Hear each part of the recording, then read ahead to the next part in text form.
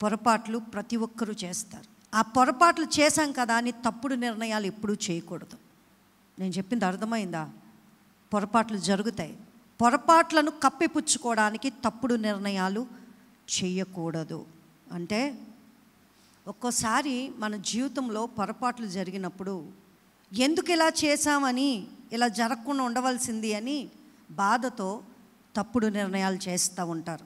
ఇంటిలో ఎంత చెప్పినా కూడా వినకుండా, వద్దమ్మా ఆ అబ్బాయి సరైనోడు కాదు, ఆ అబ్బాయిని నీవు ప్రేమించడం పెళ్లి చేసుకోవడం కరెక్ట్ కాదు అని ఇంట్లో ఎంత చెప్పినా కూడా వినకుండా ఇంట్లో వారిని ఎదిరించి ఆ అబ్బాయితో వెళ్ళిపోయి పెళ్లి చేసుకుని కొంతకాలం అయిన తర్వాత అతని నిజస్వరూపం తెలిసాక, అయ్యో నా ఇంట్లో వాళ్ళు ఎంత చెప్పినా నేను వినలేదు, నేను పొరపాటు చేశాను అని ఆమె తెలుసుకుని తప్పుడు నిర్ణయం చేస్తుంది. ఏంటి అది అంటే ఆత్మహత్య. సంపాదన అంతా కూడబెట్టుకుని నా ఫ్రెండ్స్ అందరూ కూడా ఈ వ్యాపారంలో పెడతా ఉన్నారు, నా ఫ్రెండ్స్ అందరూ పార్ట్నర్స్గా ఉంటా ఉన్నారు, నేను కూడా పెడతాను అంటే భార్య, వద్దు మనం ఎంతో కష్టపడి సమకూర్చుకున్నది, ఇప్పుడు నువ్వు వెళ్ళి నీ ఫ్రెండ్స్ దగ్గర పెట్టావనుకో, ఆ యొక్క వ్యాపారంలో పెట్టావనుకో, ఏదన్నా నష్టం వస్తే మనకెవరున్నారు అని అంటే భార్య మాట కాదని చెప్పి ఆ డబ్బునంతటిని తీసుకుని వెళ్ళి ఆ వ్యాపారంలో పెడితే ఒకానొక రోజున ఆ వ్యాపారం దివాలా తీస్తే ఇంట్లో మొహం చూపించుకోలేక అతను చేసిన పొరపాటు వల్ల తప్పుడు నిర్ణయం చేస్తాడు, ఆత్మహత్య. ఒక్కొక్కసారి వారికి వారు చేసిన పొరపాట్ల వల్ల తప్పుడు నిర్ణయాలు వారిని వారు చంపుకుంటా ఉంటే, ఇంకొకసారి వారు చేసినటువంటి పొరపాట్ల వల్ల ప్రక్కన వారిని చంపుతూ ఉంటారు. మనం న్యూస్లో బోల్డ్ అని చూస్తూ ఉన్నాం.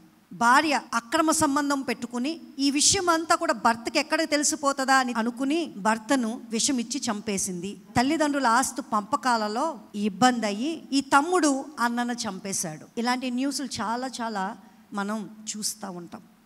అయితే వారు చేసినటువంటి పొరపాటు నిర్ణయాల వల్ల వాళ్ళన్నా చచ్చిపోతారు, ప్రక్కన వారినైనా చంపేస్తూ ఉంటారు.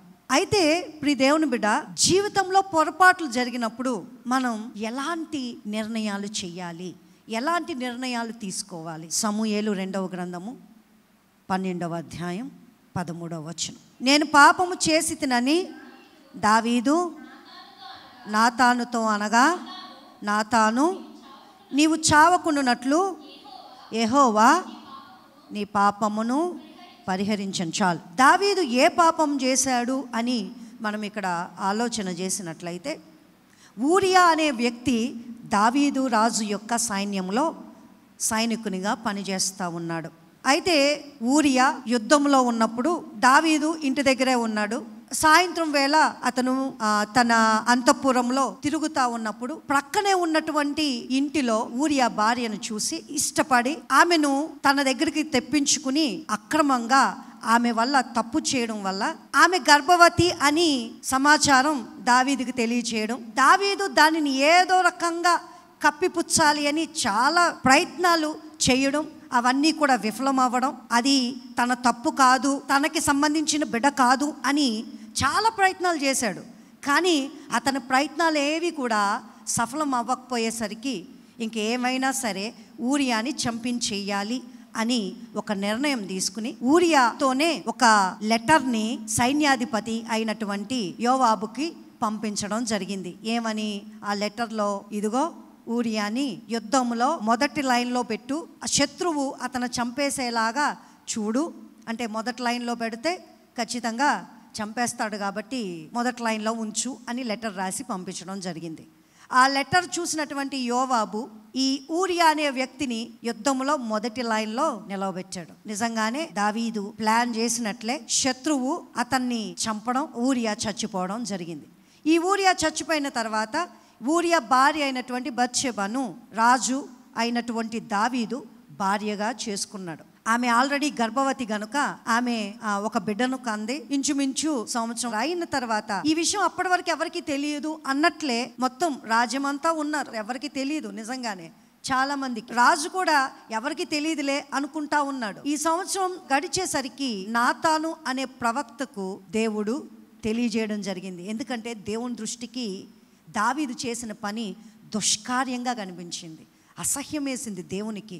దేవుడు అది తప్పుగా చూశాడు. దానితో నాతాను అనే ప్రవక్తకు దేవుడు ఈ విషయం అంతా తెలియజేసి, నువ్వు వెళ్ళి దావీదుకు చెప్పు, దావీదు చేసింది తప్పు అని. ఈ నాతాను ప్రవక్త దావీదు దగ్గరికి వచ్చి, నువ్వు చేసింది చాలా తప్పయ్యా, నువ్వు చాలా దుష్కార్యం చేసావు, దేవునికి అవమానం తీసుకుని వచ్చావు, నువ్వు చాలా పొరపాటు చేశావు, దేవుడు నీకేమివ్వడని అని నువ్వు అనుకున్నావు, దేవుడు నీ కోసం ఏం చెయ్యడు అని అనుకున్నావు, నీకన్నిటినీ సమకూర్చాడు కదా, నువ్వు ఎందుకు ఇంత పాపానికి ఒడిగట్టావు అని నాతాను అంటా ఉంటే, మనం ఇందాక చదివినటువంటి మాట, దావీదు నాతాను దగ్గర నేను పాపం చేశాను అని పశ్చాత్తాపడుతూ ఉన్నాడు. చాలామంది ఇలా తప్పు అని చెప్పినప్పుడు ఆ తప్పు అని చెప్పిన వారి మీద కక్ష పెంచుకుంటూ ఉంటారు, కోపాన్ని పెంచుకుంటూ ఉంటారు, ద్వేషాన్ని పెంచుకుంటూ ఉంటారు. నన్ను తప్పు అని అంటారా, లేకపోతే నన్ను వేలెత్తి చూపిస్తారా అన్నట్లు. ఇక్కడ దావీదు అయినటువంటి మహారాజుకు ఉన్నటువంటి ఈయన తప్పు నువ్వు చేసేది అని ఒక ప్రవక్త వచ్చి చెబుతూ ఉంటే, అవునయ్యా నేను తప్పు చేశాను, నేను చేసింది పొరపాటు అని పశ్చాత్తాపడుతూ ఉన్నాడు.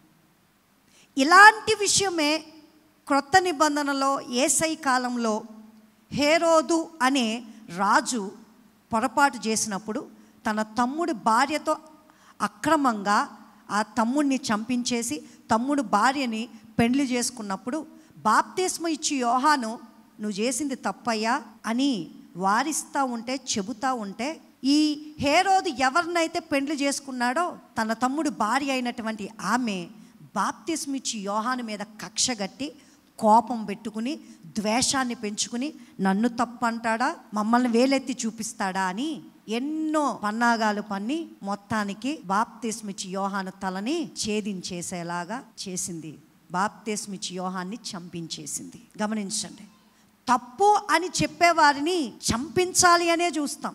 మనం కూడా చూడండి, నువ్వు చేసే తప్పు కరెక్ట్ కాదు, నువ్వు అలా ఉండకు అంటే మన మీద విపరీతమైన కోపం వస్తుంది, వాళ్ళకి విపరీతమైన ద్వేషాన్ని పెంచుకుంటారు. అప్పటి వరకు ఒకే మంచం ఒకే కంచం ఉన్నటువంటి వ్యక్తులు, అంత ప్రాణంగా ఉన్నటువంటి వ్యక్తులు, మనల్ని అంత ఇష్టపడి వాళ్ళ సీక్రెట్స్ అన్నీ మనకు చెప్పినటువంటి వ్యక్తులు ఎప్పుడైతే నువ్వు చేసే తప్పు అంటారో వెంటనే వాళ్ళ మీద ఎక్కడలేని ద్వేషం, ఎక్కడలేని కోపం వచ్చేస్తుంది. వారిని అసహించుకుంటారు, వారిని తప్పుపడుతూ ఉంటారు, వాళ్ళు చెప్పేది నాకు నచ్చదు, వాళ్ళు సరిగ్గా చెప్పరు, వాళ్ళ ఇష్టానుసారం మాట్లాడతారు అని లేనిపోని మాటలన్నీ వారిని అంటూ ఉంటారు. ఒక విధంగా వారిని చంపినట్లే. అక్కడ ఆమె హేరోదియా బాప్తిస్మిచ్చి యోహాన్ని చంపించేసింది, తప్పు అంటున్నాడని. మనల్ని తప్పు అనే వాళ్ళను కూడా మనము చంపేస్తూ ఉంటాం. ఎలాగా అంటే వారిని ద్వేషించి, వారి మీద కోపం పెట్టుకుని, వారి మీద పగను పెంచుకుని. అంతే తప్ప అయ్యో నేను ఎందుకు తప్పు, నన్ను ఎందుకు తప్పు అంటున్నారు, ఎందుకు నేను ఇలా చేస్తున్నాను అని ఒక్కసారి మనల్ని పరిశీలన చేసుకున్నట్లయితే మనకి అవగతం అవుతుంది మనం ఏంటో. మనం అలా ఆలోచన చేయం. మనల్ని తప్పన్న వాళ్ళ గురించే కక్షను పెంచుకుంటూ ఉంటాం, కోపాన్ని పెంచుకుంటూ ఉంటాం, మా పక్షంగా మాట్లాడలేదు అని అంటూ ఉంటాం. కొంతమంది ఉంటారు, తప్పుని తప్పని చెప్పరు, తప్పుని తప్పని చెప్పకుండా అయ్యో వాళ్ళు ఏమన్నా బాధపడతారేమో, నాతో మాట్లాడడం మానేస్తారేమో అని తప్పుని తప్పని చెప్పకుండా వాళ్ళు తప్పు చేసే వాళ్ళతో సై అన్నట్లు ఉంటూ ఉంటారు. ప్రియదేవుని బిడ్డ, ఎలా ఉంటా ఉన్నావు? తప్పుని తప్పని ఖండించే వ్యక్తిగా ఉంటా ఉన్నావా? ఎవరేమనుకుంటే ఏంటి, ఇది తప్పు అని చెప్పే వ్యక్తిగా ఉంటా ఉన్నావా? దావీదులాగా తప్పు చేసినప్పుడు ఒప్పుకునే వ్యక్తిలా ఉంటా ఉన్నావా? లేకపోతే హేరోదియా కప్పుకున్నట్లు ఆమెలాగా కప్పుకుని తన తప్పుని, తన పాపాన్ని కప్పుకునే వ్యక్తిలా ఉంటా ఉన్నావా? ఎలా ఉంటా ఉన్నావు?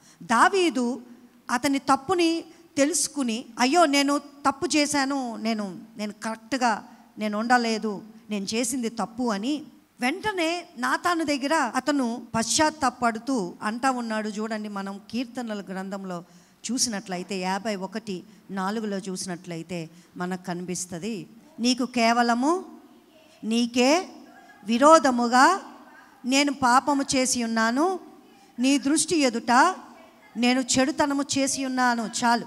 జీవితంలో పొరపాట్లు జరిగినప్పుడు, నేను ముందే చెప్పా, ప్రతి ఒక్కరు పొరపాట్లు చేస్తారు. ఆ పొరపాట్లు చేసినప్పుడు తప్పుడు నిర్ణయాలు చేసుకోవద్దు, తప్పుడు నిర్ణయాలు తీసుకోవద్దు అని చెప్పా. ఏంటా తప్పుడు నిర్ణయాలు? ఆత్మహత్య చేసుకోవడం, ప్రక్కన వారిని చంపేయడం, లేకపోతే విపరీతమైనటువంటి నిర్ణయాలు చేసి నీకు నువ్వు హాని చేసుకోవడం, ఏదో ఒకటి. మనం పొరపాట్లు చేసినప్పుడు తప్పుడు నిర్ణయాలు తీసుకోకుండా మనం చేయవలసిన పని ఏంటి అంటే దేవుని దగ్గర పశ్చాత్తాపడాలి, దేవుని దగ్గర పాపాన్ని ఒప్పుకోవాలి.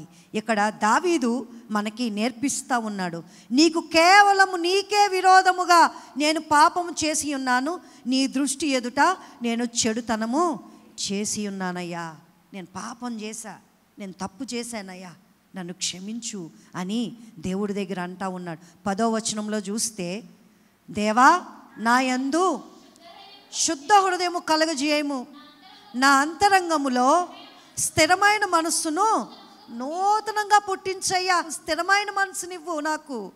ఇప్పటి వరకు నా మనసు చంచలంగా ఉంది, అటు ఇటు తిరుగులాడుతూ ఉంది, నా ఇష్టానుసారంగా ఉంది నా మనసు, ఎవరితో పడితే వారితో అక్రమంగా ప్రవర్తించేలాగుంది నా మనసు.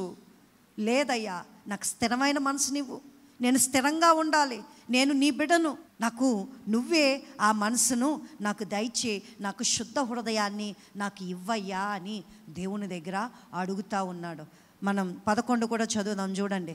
నీ సన్నిధిలో నుండి నన్ను త్రోసివేయకుము, నీ పరిశుద్ధాత్మను నా యొద్ద నుండి తీసివేయకుము.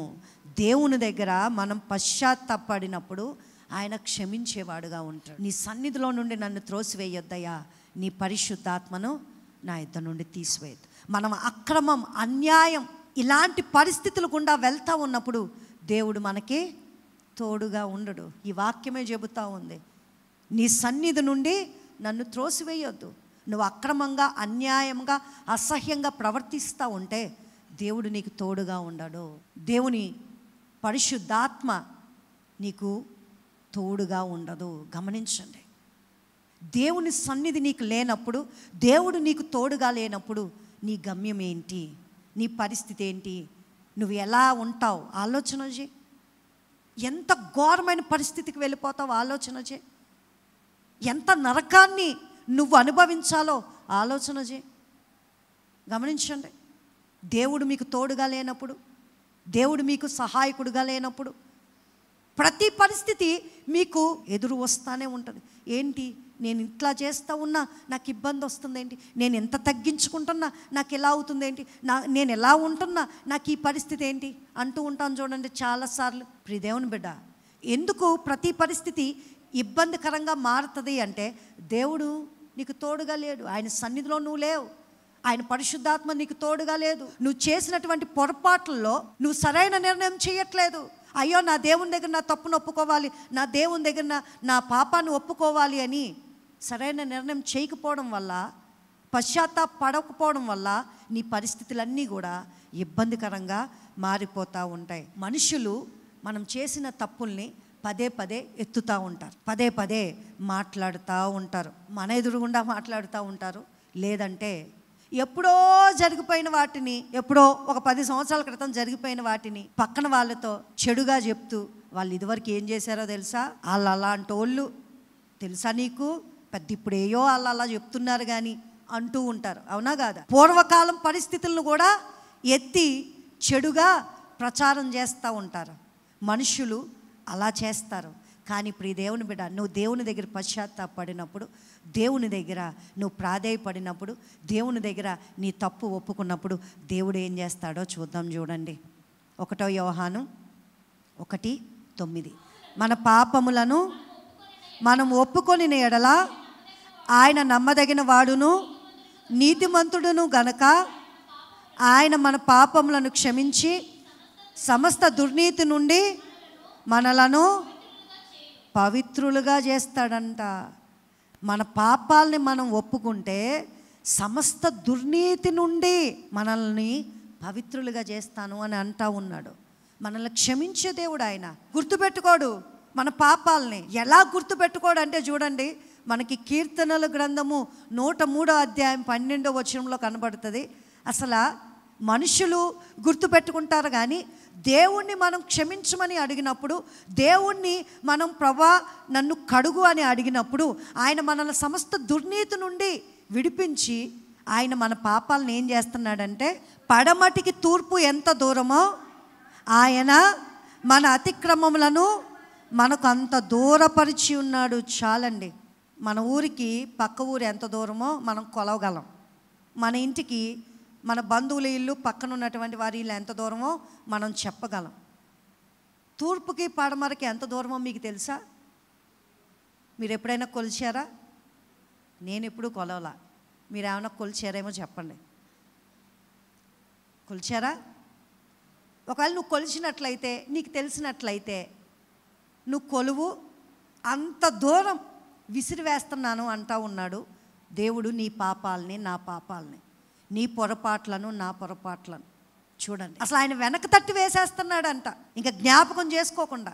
ఎప్పుడు మనం దేవుని దగ్గర పశ్చాత్తాపడినప్పుడు, మరలా ఈ పొరపాటు నేను చేయను ప్రభువా అని వేడుకున్నప్పుడు, ఆయనే మనల్ని సమస్త దుర్నీతి నుండి మనల్ని విడిపించేవాడు ఆయనే, మనల్ని తప్పించేవాడు ఆయనే, మనకి క్రమమైన జీవితాన్ని ఇచ్చేవాడు ఆయనే. మనం ఎప్పుడైతే దేవుని దగ్గర ప్రాధేయపడతామో, అయ్యా నేను చేసినది పొరపాటు, నేను చేసినటువంటి నిర్ణయాలు తప్పిదాలయ్యా, అయితే ఆ పొరపాట్ల వల్ల నేను తప్పుడు నిర్ణయాలు చేయకూడదు అని అనుకున్నాను నేను. అందుకే నీ దగ్గరకు వచ్చి నేను ప్రాధేయపడతా ఉన్నాను. నన్ను క్షమించు, నన్ను కడుగు, నాకు శుద్ధ హృదయాన్ని ఇవ్వు, నాకు పవిత్రమైన జీవితాన్ని ఇవ్వు, నాకు నీ పరిశుద్ధాత్మ నడిపింపునివ్వయ్యా అని మనం అడిగినప్పుడు దేవుడు ఖచ్చితంగా మనకి సహాయం చేస్తాడు. ఒకటి, జీవితంలో పొరపాట్లు జరిగినప్పుడు నువ్వు తీసుకోవాల్సిన నిర్ణయం, ఒకటి దేవుని దగ్గర పశ్చాత్తాపడడం. రెండు, దేవుడే మన బలం అని గుర్తించడం. ఎందుకంటే చాలాసార్లు మనం చేసినటువంటి పొరపాట్ల వల్ల బలహీనమైపోతూ ఉంటాం. బలహీనమైపోయి బలహీనమైన నిర్ణయాలు చేస్తూ ఉంటాం. ఎందుకు వచ్చిన జీవితం, నేను ఇలా చేశాను, నేను చేసిన దీనివల్ల అందరికీ తెలిసిపోయింది, నా పరిస్థితి ఎలాగా, నన్ను అందరూ ఏమనుకుంటారు, నన్ను అందరూ ఎంత తక్కువగా చూస్తారు అని వారు చేసిన పొరపాట్లలోనే తప్పుడు నిర్ణయాలు చేస్తారు. వాళ్ళు బలహీనులు అని అనుకుని, అంటే మా వల్ల కాదు, ఇంకా మేము ఇంకా వేరే పని ఏమీ చేయలేం, ఇంకా వేరే వెళ్ళడం కుదరదు, మా వల్ల ఏమీ కాని పరిస్థితి, మేము ఎలాగూ తప్పు చేసేసాం, ఇంకా దీనిలోనే ఉండిపోదాం. అర్థమైందా? అది బలహీనమైనటువంటి నిర్ణయం అన్నమాట. నువ్వు తప్పు చేసావని నువ్వు గుర్తించినప్పుడు, నువ్వు పొరపాటు జరిగింది నీ బ్రతుకులాన్ని నువ్వు గుర్తించినప్పుడు నువ్వు చేయవలసిన పని ఏంటంటే, రెండోది, దేవుడే నీ బలం అని గుర్తించు. నువ్వు నేను బలహీనమే, మనం మనుషులం, మనం బలహీనం, నిజమే. మన పరిస్థితులు మనల్ని బలహీనపరుస్తూ ఉంటాయి. బలహీనపరిచి నువ్వెందుకు పనికిరావు, నీ బ్రతుకెందుకు, నువ్వెందుకు అని అనేటట్లు చూపిస్తూ ఉంటాయి. అపవాది ఒక్కొక్కసారి నువ్వు చచ్చిపో, ఎందుకు ఈ జీవితం, నువ్వు ఎంత పొరపాటు చేసావు అని భూతద్దంలో పెట్టి చూపిస్తూ ఉంటుంది. ప్రియ దేవుని బిడ్డ, దేవుని వాక్యం చెబుతూ ఉంది, అలాంటి బలహీన సమయంలో నువ్వు ఒక్కటి గుర్తించుకో, దేవుడే నీ బలం అని గుర్తించుకో అని దేవుని వాక్యం తెలియజేస్తూ ఉంది. ఏంటి అంటే, సమూయేలు 2వ గ్రంథము 22వ అధ్యాయం 31వ వచనం మనం చూసినప్పుడు, దేవుడు యథార్థవంతుడు, యెహోవా వాక్కు నిర్మలము, ఆయన శరణుజొచ్చు వారికందరికీ ఆయన కేడము. చాలు, ఆయన శరణుజొచ్చు వారికందరికీ ఆయన కేడము అంట. దేవుడు యథార్థవంతుడు అంట. శరణుజొచ్చు వారు శరణార్థులు అని పిలువబడతారు. అంటే వారి దేశంలో ఇబ్బంది వచ్చినప్పుడు, వారి ప్రాణానికి హాని వచ్చినప్పుడు, వారి ప్రాణం పోయే పరిస్థితులు వచ్చినప్పుడు, వారు పక్క దేశానికి వారు శరణార్థులుగా వెళ్ళిపోతూ ఉంటారు. ఆ దేశం ప్రక్కనున్నటువంటి దేశం వీరిని శరణార్థులుగా స్వీకరించి వీరిని పోషిస్తూ ఉంటుంది. వారిని ఒకవేళ వారి దేశం మాకు అప్పగించేయండి, మా ప్రజల్ని, వీళ్ళ మా వాళ్ళు, మా దేశస్తులు మీ దగ్గరకు వచ్చేసారు అని ఒకవేళ వారి దేశం అడిగినా కూడా ఈ ప్రక్కనున్నటువంటి దేశం వారిని అప్పగించదు. ఎందుకు అంటే, మా శరణు కోరి వచ్చారు, మమ్మల్ని హెల్ప్ అడిగి వచ్చారు, వారి ప్రాణానికి హాని ఉందంట, కాబట్టి మేము అప్పగించం అంటది. ఆఫ్ఘనిస్తాన్లో ఇబ్బందికర పరిస్థితులు తాలిబాన్ల వల్ల జరిగినప్పుడు ఆ దేశంలో ఉన్నటువంటి అనేక మంది ఆఫ్ఘనిస్తానీయులు చాలామంది వలస వెళ్ళిపోయే పరిస్థితుల్లో శరణార్థులుగా అనేక దేశాలకి వెళ్ళిపోయారు.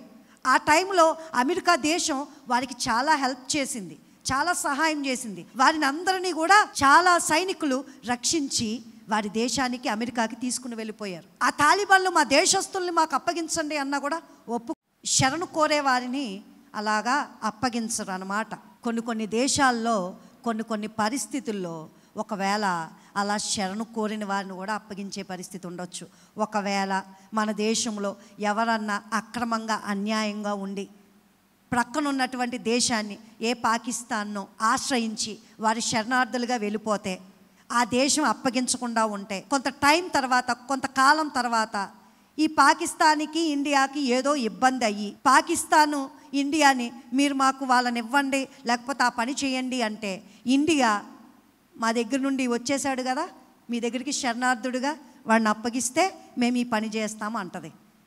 చచ్చినట్లు పాకిస్తాన్ ఏం చేయాలి? వారి దేశానికి శరణార్థులుగా వెళ్ళినటువంటి వ్యక్తుల్ని అప్పగించాలి, ఖచ్చితంగా అప్పగిస్తుంది, అంతే. గమనించండి, మనుషులు వారు శరణుజొచ్చిన వారిని వారు సంరక్షించే పరిస్థితుల్లో ఒక్కొక్కసారి ఉండకపోవచ్చు. వారికి అనుకూలమైన వారినే రక్షిస్తూ అనానుకూలమైన పరిస్థితులు ఉన్న వారిని మా వల్ల కాదండి, మాకు కుదరదండి అని అనేయచ్చు. కానీ దేవుడంట యథార్థవంతుడంట. ఆయన ఏం చేస్తాడంట? తనను శరణుజొచ్చిన వారికి ఆయన కేడము అంటే ఏంటో తెలుసా? రాజుల కాలంలో ఆ రాజుకి లేకపోతే సైన్యానికి ఒక చేతిలో ఖడ్గం ఉంటుంది, ఇంకొక చేతిలో ఏముంటది?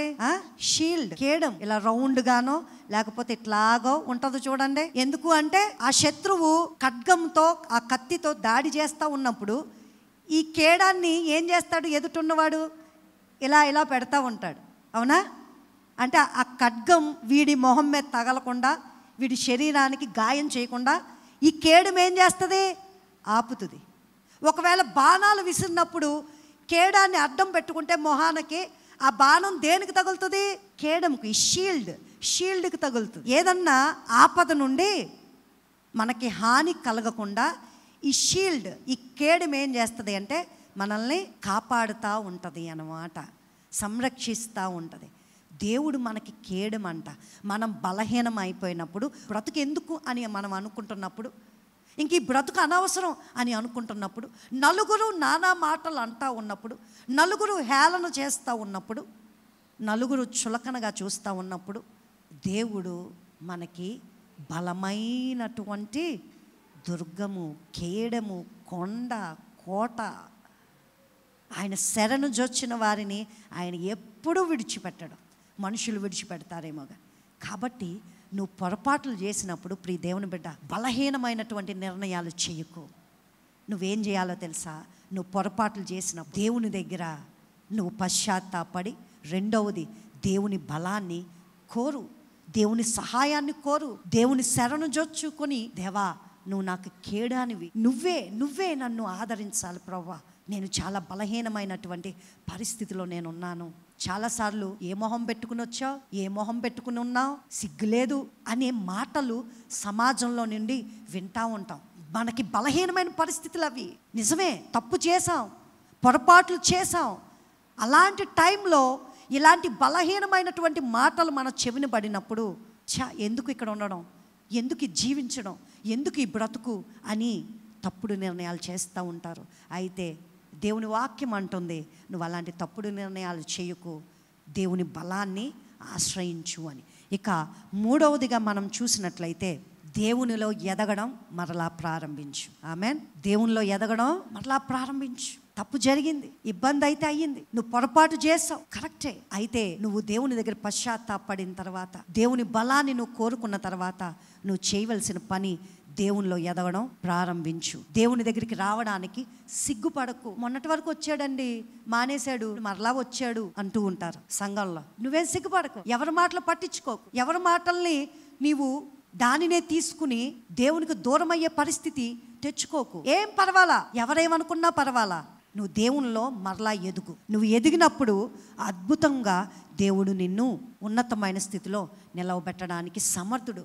ఈరోజు నువ్వు మొదలుపెట్టిన రోజునే అది సాధ్యం కాకపోవచ్చు, కానీ నువ్వు మొదలుపెట్టి దానిని కొనసాగిస్తూ ఉన్నప్పుడు ఎక్కడైతే నువ్వు హేళనగా అవమానంగా ఉన్నావో అక్కడే దేవుడు నిన్ను గొప్ప చేయడానికి సిద్ధంగా ఉన్నాడు. మత్తయి సువార్త 26వ అధ్యాయం 69వ వచనం చూస్తే, పేతురు వెలుపటి ముంగిట కూర్చుండి ఉండగా ఒక చిన్నది అతని యొద్దకు వచ్చి, నీవును గలిలయుడగు యేసుతో కూడా ఉంటివి కదా అనెను. అందుకతడు, నేనుండలేదు, నీవు చెప్పు సంగతి నాకు తెలియదని అందరి ఎదుట అనెను. అతడు నడవలోనికి వెళ్ళిన తర్వాత మరి ఒక చిన్నది అతనిని చూచి, వీడును నజరేయుడగు యేసుతో కూడా ఉండనని అక్కడి వారితో చెప్పగా, అతడు ఒట్టు పెట్టుకొని, నేను ఉండలేదు, ఆ మనుష్యుని నేనెరుగనని మరలా చెప్పెను. కొంతసేపైన తర్వాత అక్కడ నిలిచి ఉన్నవారు పేతురు నొద్దకు వచ్చి, నిజమే, నీవును వారిలో ఒకడవే, నీ పలుకు నిన్ను గూర్చి సాక్ష్యం ఇచ్చుచున్నదని అతనితో చెప్పిరి. అందుకు అతడు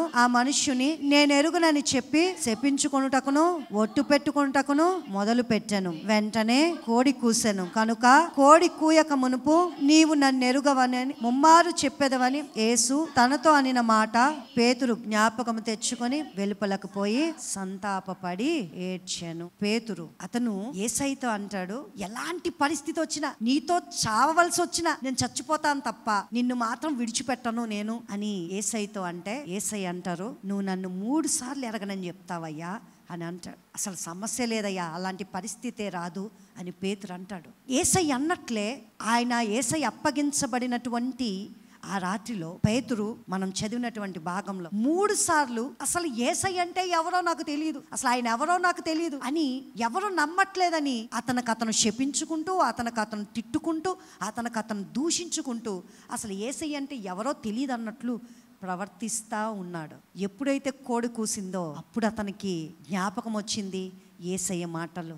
అవును కదా, నాకు యేసయ్య ముందే చెప్పారు కదా అని ప్రక్కకు వెళ్ళి అతను సంతాపపడి ఏడ్చాడంట, పశ్చాత్తాపంతో ఏడ్చాడంట.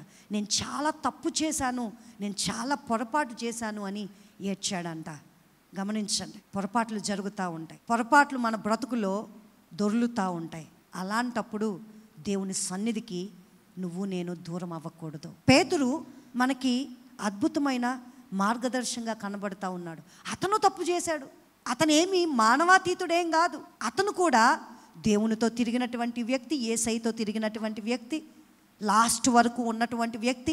యేసయ్యను పట్టుకుంటే వెంటనే తన కత్తిని తీసి ఆ సైనికుని చెవి నరికివేసినటువంటి వ్యక్తి. ఇంత పౌరుషం కలిగి ఇంతగా దేవుల్లో ఉన్నటువంటి వ్యక్తి అతను కూడా పొరపాటు చేశాడు. గమనించండి, అతను పొరపాటు చేసినప్పుడు తప్పుడు నిర్ణయం చేయలా. ఏంటా తప్పుడు నిర్ణయం అంటే, ఇస్కరియోతు యూదా అతను పొరపాటు చేస్తే అతను ఏం చేశాడు, అతను చేసింది పొరపాటు అని అతను గుర్తించి ఏం చేశాడండి, వెళ్ళి ఉరిపెట్టుకుని చనిపోయాడు. ఇస్కరియోతు యూదా అతను పొరపాటు చేసినప్పుడు ఆ పొరపాటును బట్టి దేవుని దగ్గర పశ్చాత్తాపం పడడం మానివేసి మరిచిపోయి నేను పొరపాటు చేశానని తప్పుడు నిర్ణయం ఆత్మహత్య చేసుకున్నాడు. ఇక్కడ పేతురు కూడా పొరపాటు చేశాడని గుర్తించి అతను ఏం చేస్తున్నాడో తెలుసా, దేవుని దగ్గర పశ్చాత్తాపడుతూ ఉన్నాడు, తప్పును ఒప్పుకుంటా ఉన్నాడు, నేను తప్పు చేశాను అని ఏడుస్తూ ఉన్నాడు దేవుని దగ్గర. గమనించండి, మనం దేవునిలో ఎదగడానికి మనం ఏమాత్రం ఆలోచించకూడదు. పొరపాట్లు జరుగుతాయి, జరిగినప్పుడు దేవుని సన్నిధికి దూరం అవ్వద్దు, నువ్వు దేవుని నుండి పారిపోవద్దు, నువ్వు దేవునికి దూరంగా జరిగిపోవద్దు. నువ్వు ఎవరు ఎన్ని మాటలు అంటా ఉన్నా, ఇన్ని చేసి ఇంకా సిగ్గు లేకుండా వచ్చాడు చూడు చర్చికి అని అంటా ఉన్నా నువ్వు పట్టించుకోకు. నీ పాత రోత జీవితం ఎలాంటిదైనా నువ్వు పశ్చాత్తాపడ్డావు అంటే ప్రియ దేవుని బిడ్డ, దేవుడు నిన్ను క్షమించడానికి సిద్ధంగా ఉన్నాడు. నీ పాపాన్ని విడిచిపెట్టి, ప్రభువా నాకు శుద్ధ హృదయం దయచే, నన్ను కడుగు, నన్ను పవిత్రపరచు, పరిశుద్ధాత్మతో నన్ను నడిపించు అని నువ్వు దేవుని సహాయం అడిగినప్పుడు దేవుడు నిన్ను విడిచిపెట్టేవాడు కాదు. మనుషులు నిన్ను త్రోసివేయచ్చు, మనుషులు నిన్ను హేళన చేయొచ్చు, మనుషులు నిన్ను ప్రక్కకు నెట్టివేయచ్చు, నీకే పని అప్పగించకపోవచ్చు, నిన్ను ప్రాధాన్యంగా చూడకపోవచ్చు. అయినా పర్వాలా, దేవుడు నీకు తోడుగా ఉన్నాడా లేదా చూడు. దేవునితో నీ సహవాసం ఎలా ఉంది చూసుకో. దేవునితో మరలా నువ్వు కలిసి ఎదుగు. ఆమేన్. దేవునితో ఎదుగు, అంతేగాని దేవుని నుండి పారిపోవద్దు. అర్థమైందా? మన పొరపాట్లు మనం గుర్తించినప్పుడు మనం చేయవలసిన పని దేవునిలో మనం మరలా ఎదగాలి. దేవునితో సహవాసం కలిగి ఉండాలి. ఎక్కడైతే హీనంగా చేయబడ్డామో, ఎక్కడైతే అవమానపరచబడ్డామో అక్కడే రెట్టింపు ఘనతకు ఆశీర్వాదముగా మనం నిలబడాలి. ఆమేన్. చాలాసార్లు అంటూ ఉంటారు చూడండి, పువ్వులు అమ్మిన చోట కట్టెలు అమ్ముకునే పరిస్థితి అని. లేదు లేదు లేదు. నువ్వు దేవునితో ఉంటే ఎక్కడైతే కట్టెలు పాలు అవ్వాల్సిన పరిస్థితి నీకుందో అదే చోట పువ్వులతో సన్మానించే పరిస్థితి దేవుడిస్తాడు. ఆమేన్. లోకం అంటది పాపం అండి, పువ్వులు అమ్మిన చోట కట్టెలు అమ్ముకోవాల్సిన దుస్థితి వచ్చింది అంటే, సున్నితమైన చక్కగా కష్టం లేని పరిస్థితిలో ఉన్నటువంటి వారు ఈ రోజున కష్టపడుతున్నారు అనే మాట. ఎంత దుస్థితి, ఎంత ఘోరం. వాళ్ళకు వాళ్ళు చేసుకున్నారండి, వాళ్ళ చేతులతో వాళ్ళు చేసుకున్నారండి అని లోకం అంటే. దేవుడు అంటాడు, నువ్వు దేవునికి నీ జీవితాన్ని అప్పగించినప్పుడు, నువ్వు చేసిన పొరపాటు అని నువ్వు తెలుసుకుని దేవుని దగ్గరికి నువ్వు తిరిగి వచ్చినప్పుడు దేవుడు అంటాడు, కట్టెలకు చేరిపోవలసిన పరిస్థితి నీకు ఉండగా, అంటే చచ్చిపోవలసిన పరిస్థితి నీకు ఉండగా, ఈ బ్రతుకు వేస్ట్ అని నలుగురు చేత అనిపించుకున్నటువంటి పరిస్థితిలో నీవు ఉండగా, నీవు నా శరణు జొచ్చావు, నేను నిన్ను ఎక్కడైతే నువ్వు అవమానపడ్డావో, ఎక్కడైతే హీనంగా చేయబడ్డావో అక్కడే అందరూ నిన్ను పువ్వులతో సన్మానించే పరిస్థితిని నేను తీసుకుని వస్తా. బూడిదకు ప్రతిగా పూదండనిస్తాడంట. ఆమేన్. బూడిదైపోవాలి మనం చేసిన పొరపాట్లకి, మనం చేసిన తప్పిదాలకి బూడిదైపోవాలి. నాతాను చెబుతాడు దావీదుతో, నువ్వు చేసిన పొరపాటుకి నీ జీవితాంతం నీ ఇంటి వారి వల్లే నువ్వు ఇబ్బంది పడతావు. నీ ఇంటి వారి వల్ల అవమానం వస్తుంది, నీ ఇంటి వారి వల్ల నీకు శ్రమ అంటాడు. నువ్వు చేసిన పొరపాటుకి ఆ పుట్టిన బిడ్డ చచ్చిపోతుంది. సరే, మనం నష్టపోయాం. మనం చేసిన పొరపాట్ల వల్ల మన జీవితంలో కొన్ని పరిస్థితుల్లో మనకు అవమానం వచ్చింది, కొన్ని పరిస్థితుల్లో మనకు నష్టం వచ్చింది. అయితే మనం నరకానికి పోవట్లేదు కదా. అర్థమైందా మీకు? మనం చేసిన పొరపాట్లు, మనం చేసిన తప్పిదాలు, మనం తీసుకున్న తప్పుడు నిర్ణయాలకి ఇక్కడే శిక్ష పొందడం సంతోషమే కదా, నరకంలో పడే కంటే. ఇక్కడ శిక్ష పొందడం ఈజీయా? నరకానికి వెళ్ళి నిత్యత్వం నరకంలో కాలి బూడిదవుతూ నరక యాతన అనుభవించడం ఈజీయా? ఏది సులువండి? బెత్తంతో ఒక 10 దెబ్బలు కొట్టడం ఓకే అంటారా? మిమ్మల్ని ఉరి తీయమంటారా అంటే ఏం చెప్తారు చెప్పండి? మీరు చేసిన తప్పుకి ఏదైనా బెత్తంతో 10 దెబ్బలు కొట్టేయండి అయ్యా, అదేదో అయ్యో ఉరి తీయడం అని నేను మళ్ళీ బ్రతుకుతానేంటి అంటాం. కాబట్టి మనం చేసిన తప్పుడు నిర్ణయాలు, తప్పుడు పనులకి ఇక్కడే శిక్ష అనుభవిద్దాం. నేను చాలా మందికి అదే చెప్తా ఉంటా. కొంతమంది అంటూ ఉంటారు, నా జీవితం ఎలా ఉంది, నా జీవితం అట్లా ఉంది, ఇబ్బందిగా ఉంది, అంతకుముందు నా జీవితం ఎలాంటిది కదా, ఇది తెలిసిన తర్వాత ఇలా అవుతా ఉంది అని నాతో కొంతమంది చెప్తా ఉన్నప్పుడు నేను వాళ్ళతో చెప్పే మాట అదే, పోనీలే నువ్వు అంతకుముందు పాపం చేసావని నీకు తెలుసు, ఆ పాపానికి ప్రతిఫలం ఇప్పుడే అనుభవించేస్తున్నావేమో, ఈ లోకంలోనే అనుభవించేస్తున్నావేమో, పోనీలే తర్వాత నువ్వు మరణమైన తర్వాత నీవు దేవుని రాజ్యంలో ఉండడానికి అర్హతను పొందుకుంటావుగా. ఇక్కడ దావీదు చేసినటువంటి పొరపాటు వల్ల ఈ లోకంలోనే అతను అనుభవించేశాడు. అతని కుటుంబస్తుల వల్ల, అతని కొడుకుల వల్ల అతనికి ఇబ్బంది అయ్యింది, అతని బిడ్డ, ఆ పుట్టిన బిడ్డ చనిపోయింది. ఇక్కడే మనస్తాపం వచ్చింది ఆ పొరపాట్ల వల్ల. పోన్లే, అయితే ఎప్పుడైతే ఆ పొరపాటుని దేవుడి దగ్గర ఒప్పుకుని పశ్చాత్తాపడతామో, బలాన్ని పొందుకుంటామో, దేవునిలో ఎదిగే క్రమాన్ని మరలా ప్రారంభిస్తామో, ప్రియ దేవుని బిడ్డ, ఆ పొరపాట్లు అన్నీ కూడా తొలగించబడి మనల్ని దీవెనకరముగా, ఆశీర్వాదముగా నిలవబెట్టే పరిస్థితిని దేవుడు అనుగ్రహించడానికి సిద్ధంగా ఉన్నాడు. అంత పొరపాటు చేసిన వ్యక్తి యొక్క కుమారుడే అనిపించుకున్నాడు చూడండి. ఎందుకు అంటే అతను తప్పును ఒప్పుకున్నాడు. దావీదు, నేను చేసింది పొరపాటు, నేను ఎంతో ఘోరమైన పాపం చేశా అని ఒప్పుకున్నాడు, విడిచిపెట్టాడు. మరలా నా జీవితంలో ఇలాంటి పొరపాట్లు పనులు చేయను అని దేవుడు అది చూశాడు, అతని మనసును చూశాడు, అతన్ని మరలా దీవెనకరముగా లేవనెత్తాడు.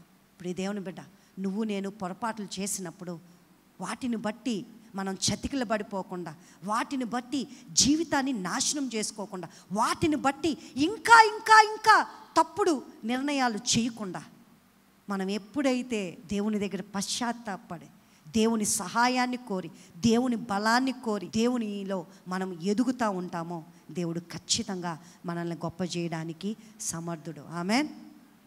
ప్రార్థన చేసుకుందాం. సర్వశక్తిమంతుడా, సర్వోన్నతమైన దేవా, మీకే వందనాలు, మీకు స్తోత్రాలు చెల్లిస్తూ ఉన్నాను. ప్రభువా, నువ్వు సమర్థుడవు, నువ్వు యథార్థవంతుడవయ్యా. నీ పిల్లలను నువ్వు సంరక్షించావు. నీ శరణుజొచ్చు వారికి నీవు కేడము, నీవే ఆశ్రయదుర్గం. నీలాంటి దేవుడు ఎవరున్నారు?